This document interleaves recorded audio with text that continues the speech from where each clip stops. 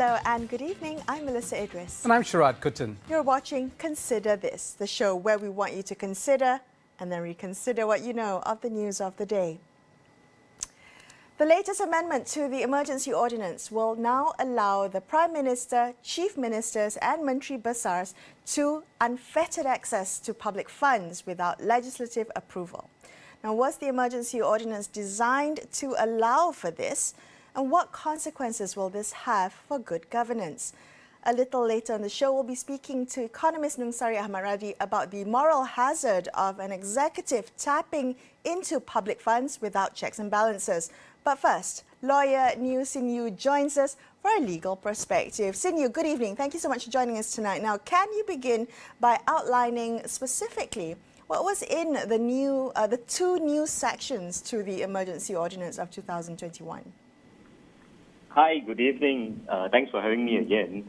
Well, the two new sections, the main one basically allows Chief Minister and the Executive, both at federal and state level, to withdraw monies from the consolidated funds or their respective state funds without any approval from either the Parliament or the State Legislative Assembly.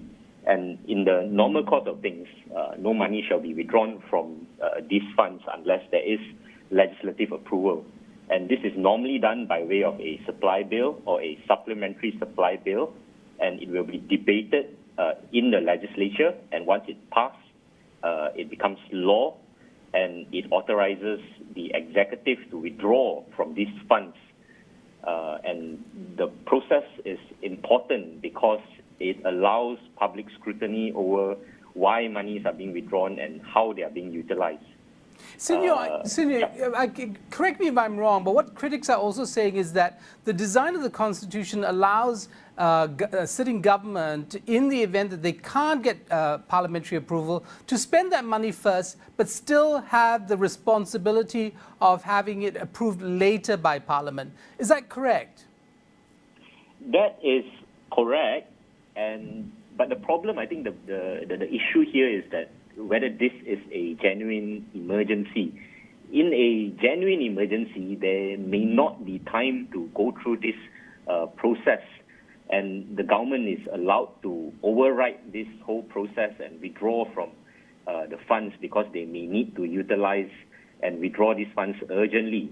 So they need access to these funds. But the problem now is that this power of the government to override certain constitutional requirements during an emergency is not limited to just withdrawal of funds.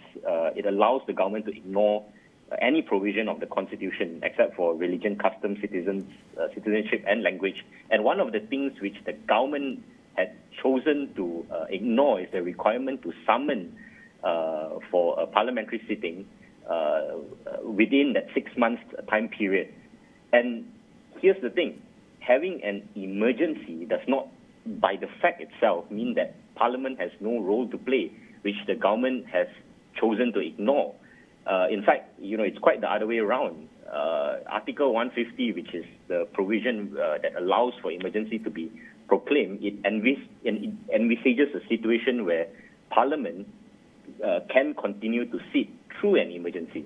Right. Okay. So I understand there are legal challenges to the emergency. We'll touch on that a little bit, but I want to come back to the latest amendments to the Emergency Ordinance.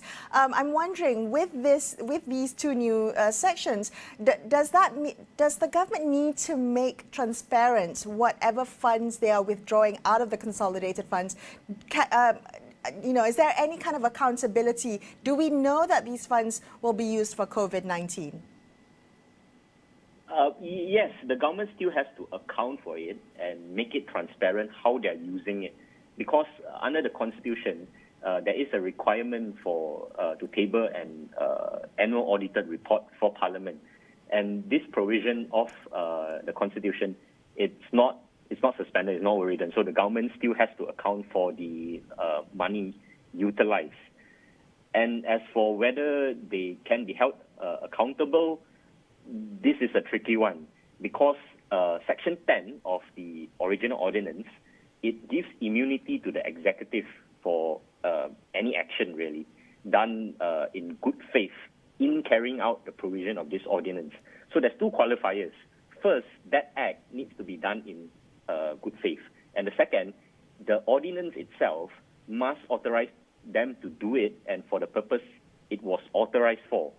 So this does not mean that the government can do whatever it likes. If the government, for example, withdraws the money and uses it to fund its own election campaign, then this is something that is not allowed by the ordinance, and they would still be liable under existing laws. So, Sin Yew, but in that scenario where there is an abuse of the process, would parties interested in holding the executive accountable only do so once the emergency ordinance is lifted?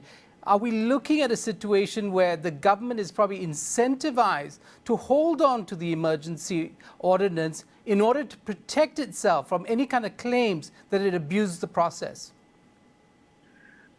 Well, it doesn't matter whether there is an emergency in place, because that immunity, it lasts even after the emergency has ended, because it relates to a situation where they do anything during the emergency. So whether subsequently emergency is called off or 10 years down the line, we can't take action for something that they have done during emergency, as long as it's done in good faith and it's provided by the ordinance. Okay. You mentioned a little bit earlier, Sin Yew, that there have been, legal challenges. There are several, I think, lawsuits at the moment filed. One was filed by NGOs seeking a declaration that the emergency ordinance is unconstitutional. I think Anwar Ibrahim, as well as Khairuddin Abu Hassan, filed similar challenges against the decision, against the government's decision to advise the YDPA to proclaim an emergency. I'm wondering, has there been any progress on that front? And is this something that can be challenged in court, these latest amendments? Well, for this present amendment, I don't think so. What those court challenges relate to, it relates to the calling of, or rather suspension of Parliament, if I can just put it in a very simple terms. Because Parliament, you don't have, you suspended that provision of the Constitution where Parliament must sit within 6 months. So that is the crux of the challenge, that you need to bring back Parliament so that there can be check and balance. And Parliament has a role to play during emergency, and that's the same challenge, I believe, for all suits, even in the NGO suit. So the latest update is that the NGOs in the suit that they have filed in the High Court, they're looking to leapfrog straight to the federal court on certain questions of law. Sin Yew, the palace and the monarch has made it very clear in a statement he issued a month or so ago that Parliament can sit, and you said as much just now. Is that challengeable? The fact that despite a clarification from His Highness, there has been no will to open Parliament. Can that be taken to court? And do you see any possibility in the next 3 months, when we expect after 3 months in August that this emergency will end, that might happen, that there might be a challenge of pushing through a parliamentary sitting? It's certainly great that His Majesty the King has come out to say that about, I think, more than a month ago. But the problem is that His Majesty the King is also limited by our constitutional provisions, and we are in a constitutional monarchy, and the Prime Minister needs to advise His Majesty the King to summon Parliament. And until and unless that is done, His Majesty the King cannot summon Parliament on His Majesty's own accord. So it goes back to the Prime Minister, and that is something that needs to happen. So unless the ordinance is challenged or successfully challenged in court, that discretion of the Prime Minister to not call Parliament within that time limit, that's something that the Prime Minister can just decide to say that, okay, I'm not going to call as long as the emergency is in session. So it's tied back to the very first ordinance, and which is also the basis of why a lot of parties, the MPs, the NGOs, and everyone, they are trying to go to court and have that challenge. Well, Sin Yew, thank you so much for joining us on the show tonight, sharing those legal perspectives. We appreciate your time. We're going to take a quick break on Consider This, but more on this topic. We're going to take an economic perspective after this. Stay tuned.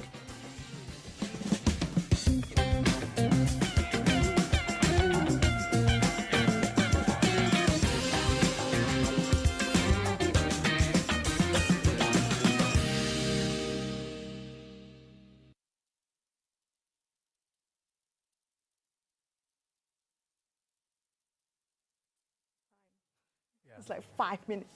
Sorry, tak dengar. Nungsari, hi. Can you hear us? Yep. Hi. Yes. Hi, Okay. it's Melisa here. And Sharaad. Melisa, Sharaad. Thank you again for doing this. How many minutes do we have with him? We can have more time. It's like 14? Okay. Yes, I am. Oh. Now the prompter. Okay, so is it going to be the same thing? Thank you for speaking with us. And then as I move into my show introduction ke ataupun? Okay, so when I introduce my guest, it's still on cam 2. Okay.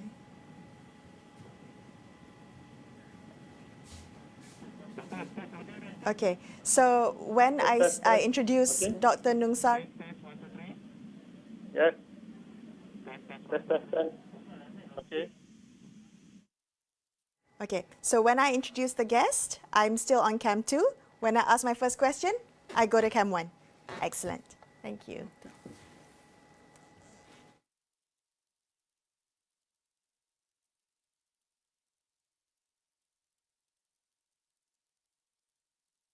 ke depan kita boleh maju. Induknya adalah Melayu balik kepada Islam. orang yang membuat polisi. Kalau itu yang dikehendaki, fine. Mungkin kita berbeza pandangan. Tapi kita mempunyai kuasa yang boleh menentukan budaya di masa hadapan. Polisi yang mesra wanita sudah tentu dia akan datang daripada pemimpin wanita.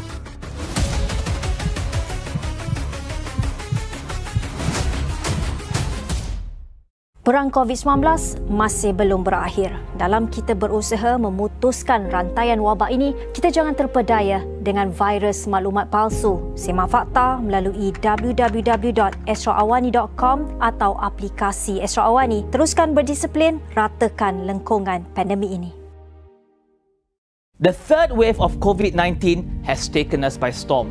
There's no room to take anything lightly. Everyone must follow all the steps to stop the spread of COVID-19.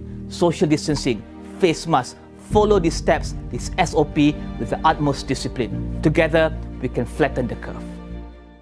Sama Mahat Tahfiz Jawaban. Bila sentuh soal berita, tiada masa untuk tunggu.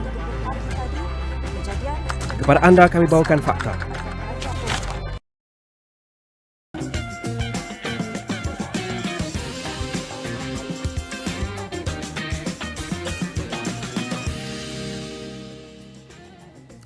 welcome back to Consider This. I'm Melisa. Idris. With me is Sharaad, Kuttan. Let's continue our conversation about the consequences of federal and state governments now being able to access their respective consolidated funds without legislative oversight. Now, is this a blank cheque for the executive?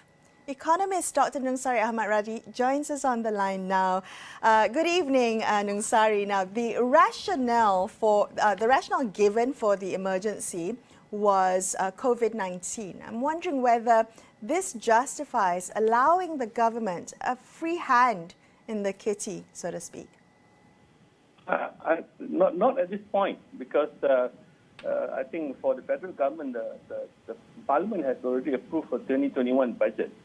And it's only been one quarter, yesterday, end of March.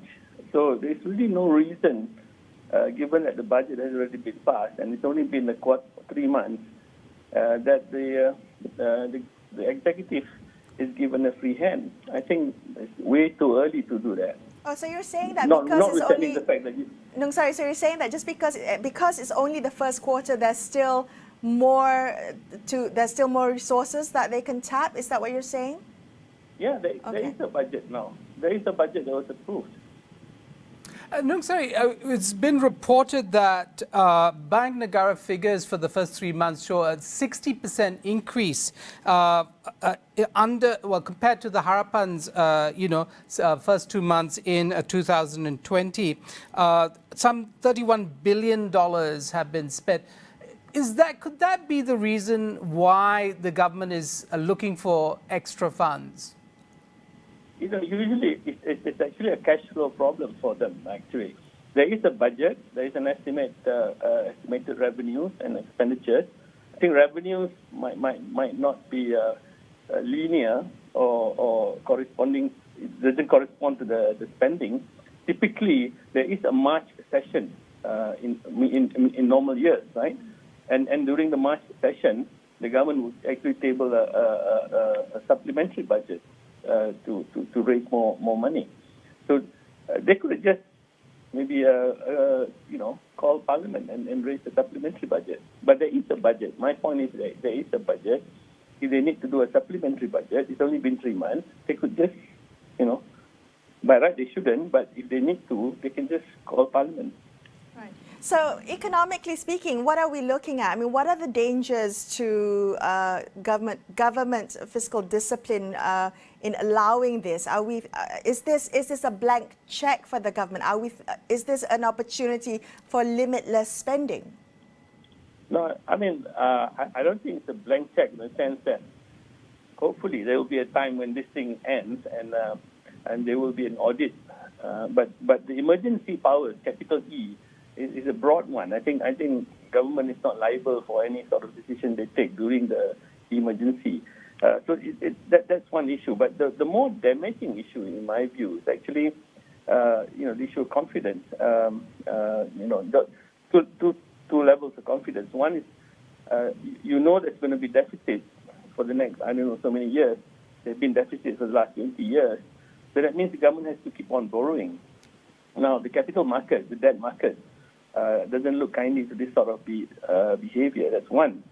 That's on financing the deficit. But there's also the issue of, investors' confidence and so on. So, even in the best of days, quote unquote, when Parliament was sitting and Public Accounts Committees were sitting and Auditor General looking at things, you have funny business going on. So without those safeguards, one would not expect things to be better.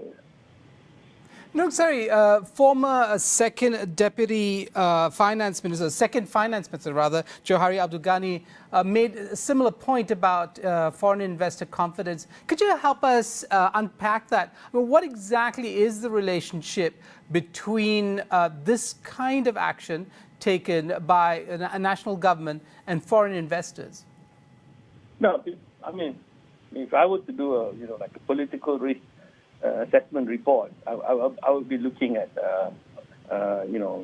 certainty. Investors look for certainty, policy certainties, and actually issues around rule of law, governance, and things of that sort. Now, the emergency itself, the emergency capital E itself, was like a big stick thing that, in my personal view, should not have been called, but there's water under the bridge.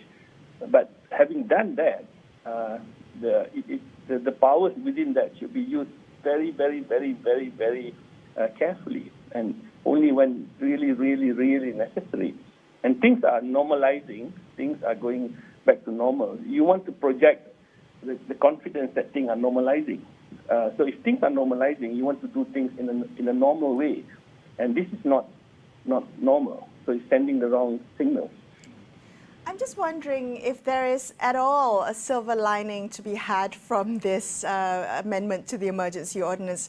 Nungsari, is there, what would be the best possible scenario to come out of this, of allowing government unfettered access to consolidated funds? Could there be something possibly good to come out of this scenario? And vice versa, what would be the worst possible scenario to come out of this? I'm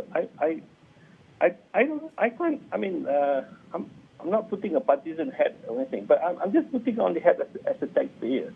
This is about how our money is being spent, and the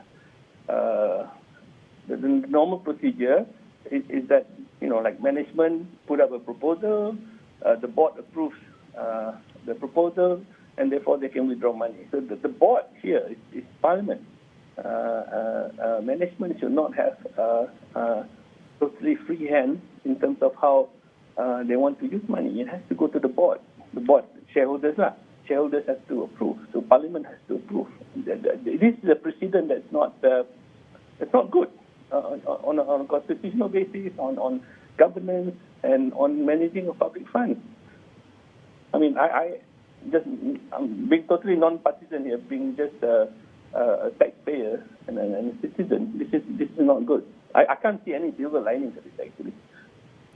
Nungsari, do you think that these decisions are being made essentially as part of a political calculus? The current government is concerned about its numbers in Parliament, and so any option that requires them to go to Parliament, even if it would be to present a budget to deal with the rising costs of managing the pandemic or whatever, becomes a political risk for them, and therefore they're going to avoid Parliament. Is that, speaking as an economist, as a political observer, you know Malaysian politics, what do you think is happening? I don't know. In terms of cash flow, actual budget stuff, I don't see a reason for doing that. I mean, typically they would come to Parliament again in March for supplementary. But if the real reason for this is not procedural or economic and purely political, as you have alluded to, then it's kind of sad. Because to me, Parliament is where political markets clear. Like we have financial markets, capital markets, So go and clear the political, get an equilibrium or whatever in the political market. People say, don't play politics. Parliament is where they play politics. Let them play politics in Parliament. That's the market to play politics. I like that analogy. But Nungsari, I'm not going to let you get away with not answering the second part of my question. I take your point that there is you don't see a silver lining for the best possible scenario to come out of this. But what's the worst possible scenario? What are you most concerned about from this? I'm concerned that this thing sets a precedent. I think that the threshold that we get to the point of emergency, capital E, for whatever it means in Malaysia, it means a lot of things, must be very, very, very, very high. Because the moment you invoke that, you are endowed with so much powers. And one of the things that you should not use the powers that is given under the emergency is to actually do this sort of thing, to have free access to consolidated funds. So if it becomes a precedent, if it lowers the threshold of invoking things like this in the future, that's bad. It doesn't matter who does it, it's bad. No, sorry, one of the conversations we've been having over the last year, and I think this is a global conversation, is how to support the economy in the pandemic. How do we reposition ourselves, in a post-pandemic world? And that seems to require some sort of coming together, a bipartisanship in dealing with Malaysia's economic future. Do you think that that conversation is going to be held off until we resolve the first problem, which is political stability in this country? Is our economic planning for the future being held hostage to somewhat dysfunctional politics at this time? To some extent, yes, that's true. But if you look at the example of the U.S., right? I mean, President Biden has a majority of 1 in the Senate.